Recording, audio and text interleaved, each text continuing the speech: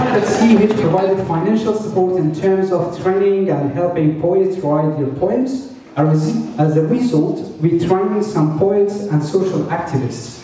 They will be delivering their poems soon after the speeches. Thank you very much and happy Women's Day. When I was 4 years old, my father died, and it was my mother that brought up and raised my brother and I alone. And so for me, growing up, female authority figures were normal. There was only a female authority figure in the house, and I had very few older male relatives. And so it's always been a bit of a mystery to me growing up as I've got older, that is not how most of the world is. When we reflect on the progress, it was only 125 years ago, in the sense of human history, as we just heard, 125 years ago, South Australia was the first Australian state to grant women the vote. That was a big debate then, for decades. Could women be allowed to own property? My boss, when I was working in the public service, said, well, when she started in the public service, women had to retire from the Commonwealth public service only a few decades ago when they got married and had children. They were not allowed to continue to work in the government.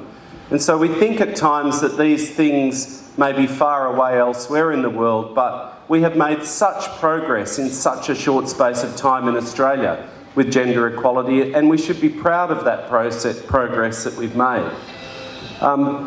But it's not all going well, and we must reflect today on progress that still needs to be made, even in Australia alone. زنی می‌ترسد از رفتن. زنی می‌ترسد از رفتن که او شمعی است در خانه. اگر بیرون رود از در چه تاریک است این خوابت. زنی با حسرت و حیرت گناهش را نمی‌داند. زنی واریس پایش را، زنی درد نهانش را ز مردم می‌کند مخفی که یک باره نگویندش چه بدبختی ز مردم.